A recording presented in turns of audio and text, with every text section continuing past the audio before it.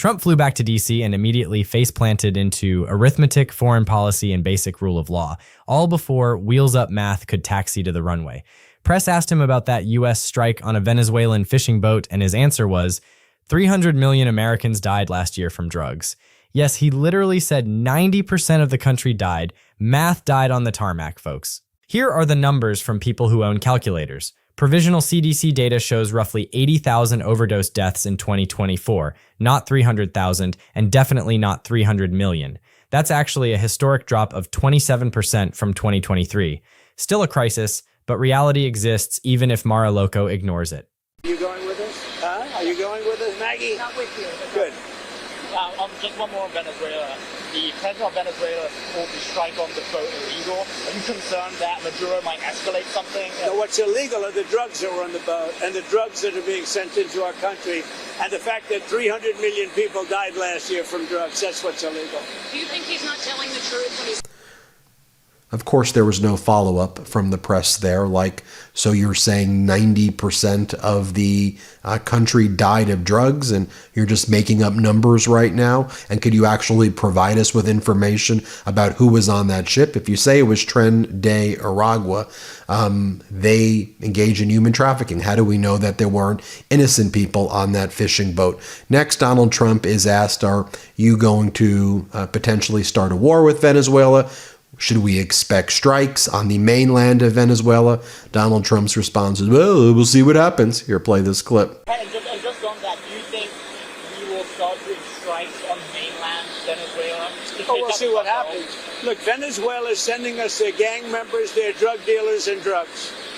It's not acceptable. Now, about that boat, Venezuela says a U.S. warship boarded a tuna vessel and killed 11 people. Caracas called the attack illegal. U.S. officials told reporters the craft was fired on multiple times after changing course. Trump hyped the hit with a dramatic clip. Venezuela even claimed the video he posted was AI. Meanwhile, PBS logged Trump bragging the boat carried massive amounts of drugs. This is either counter-narco ops or a blunder dressed up like a movie trailer, and the world is noticing. Pressed on whether he'll escalate and strike inside Venezuela, Captain Tough Talk answered, "We'll see what happens." Translation, strategic ambiguity meets cable news bluffing. That line is now doing laps across right-wing media. He also told reporters that a lot of people on the left are already under investigation over their words about Charlie Kirk. Read that again. Not, we'll find the killer. Not, due process. He's dangling government power over speech he dislikes, and floating visa actions for foreign nationals who celebrated Kirk's death. That's authoritarianism with a spray tan. Quick pause. If you're here for receipts over rage, tap subscribe and like so this kind of reporting doesn't get buried under outrage bait. And drop your take below. What's the bigger danger? Trump's fantasy numbers or his very real threats to speech? Back to the facts. The Kirk case itself. Tyler Robinson, 22, from a conservative Utah family, is in custody after his father recognized him in images and alerted authorities. That alone wrecked the Antifa immigrant fairy tale the right begged for, which is why the narrative is scrambling toward a trans roommate detour to keep the base mad while the evidence stays boring.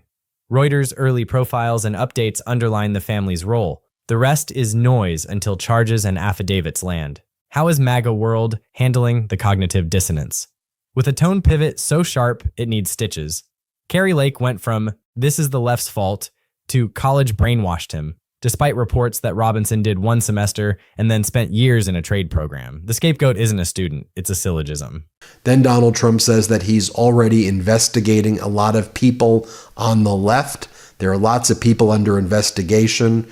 He says regarding what comments relating to Charlie Kirk, people who were critical of Charlie Kirk. Here, play this clip.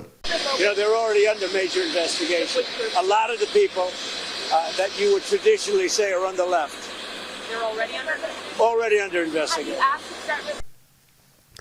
Then Donald Trump says that, look, right-wing people never celebrate if something happens on their side. We don't celebrate. Let me be very clear.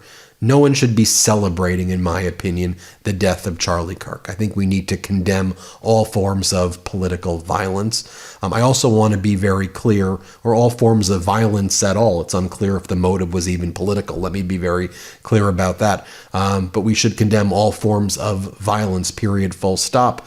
I don't think, though, we should be pretending that Charlie Kirk was a good guy. I think that it's perfectly acceptable to criticize Charlie Kirk, to show the hateful and horrible things that he previously said, his anti-black, anti-gay, anti-immigrant, anti-civil rights, anti-mostly everything other than white Protestant statements. I think we should be able to call that out, I think.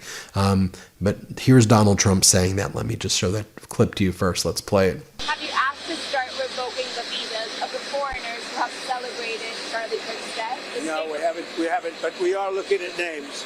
We don't like that. That's not right. We wouldn't celebrate if something happened on their side, and we don't. These are sick people. These are really deranged people. Now, I want to remind you as well, though, that Donald Trump is somebody who has celebrated the attempted murder and harm to other people before. Like Donald Trump mocked Nancy Pelosi and her husband when her husband was almost assassinated by a radical extremist killer. Here, play this clip. We had no terror during my administration. The only terror we had was Nancy Pelosi, who's a crazed lunatic. She's a lunatic. She is a crazed lunatic. What the hell was going on with her husband? Let's not ask. Let's not ask. I'll withdraw that statement. By the way, she's got a wall around her house. Obviously, in that case, it didn't work very well, did it? It didn't work. Here's Donald Trump doing it again on the campaign trail. Play this clip. And we'll stand up to crazy Nancy Pelosi, who ruined San Francisco. How's her husband doing, by the way? Anybody know?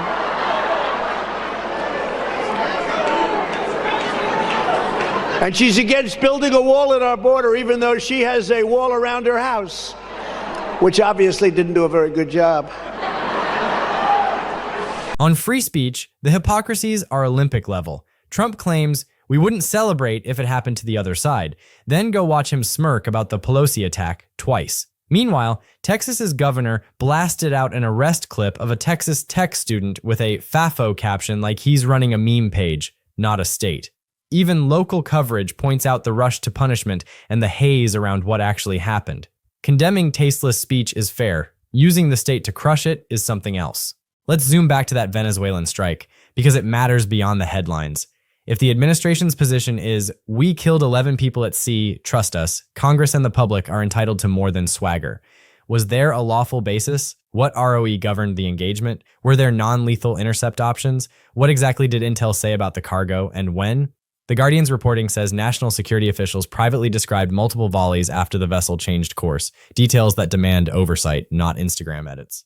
And about that 300 million line, this isn't a trivial gaffe. It's how you justify anything. Seizures, speech crackdowns, foreign strikes, by inflating a problem to apocalyptic scale, then marketing yourself as the only cure.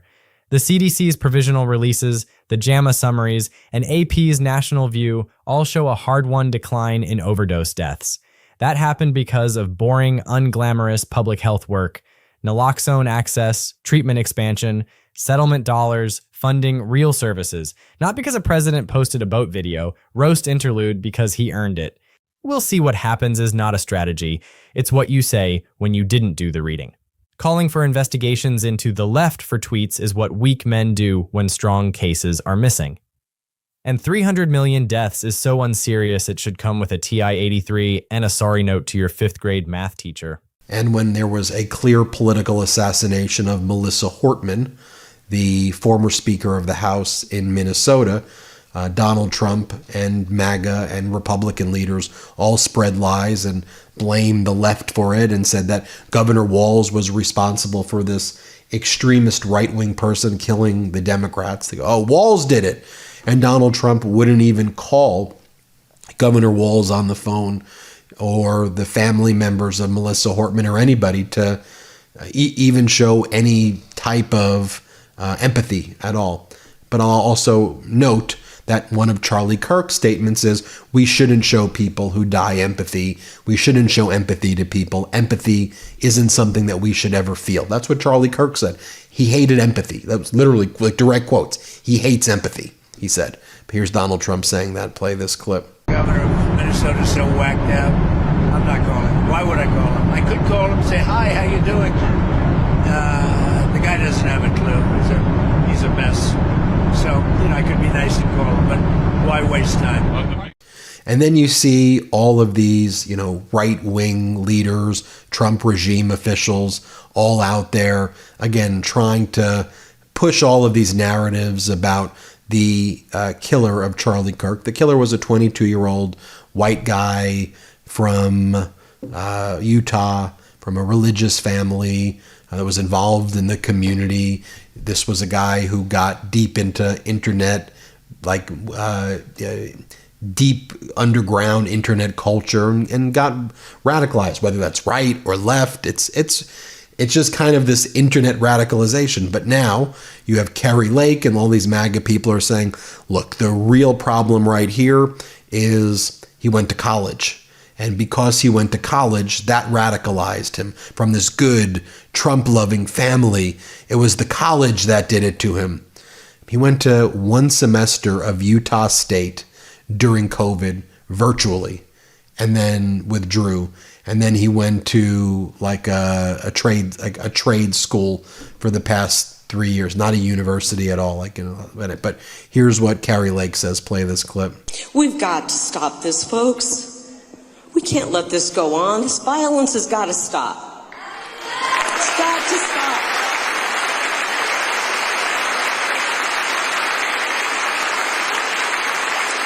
And I'm not going to say our side is perfect, but damn it, this is coming from the other side.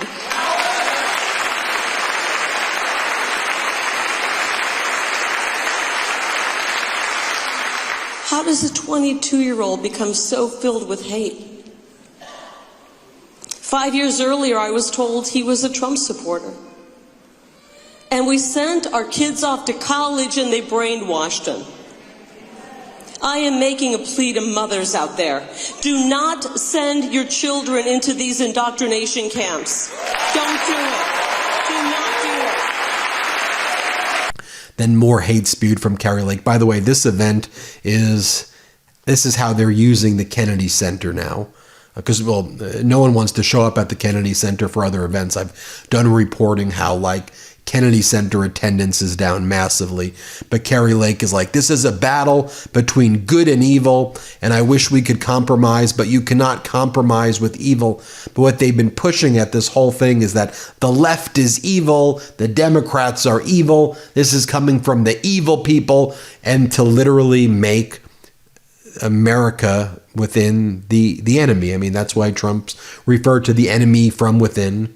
He refers to that as, as Americans are a bigger threat, is what Trump says. Meanwhile, the right's Fire the Heretics push is spreading.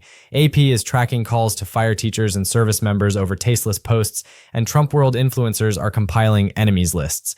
If you want to honor Charlie Kirk without burning the Constitution, start by remembering the First Amendment protects speech you hate. The government punishing offensive speech is exactly the line free societies don't cross. Bottom line, today's airport gaggle told you everything. On drugs, he sells panic, not policy. On Venezuela, theater, not transparency. On political violence, he swings his hammer at speech, not solutions. It's the same pattern we've seen since the shooting.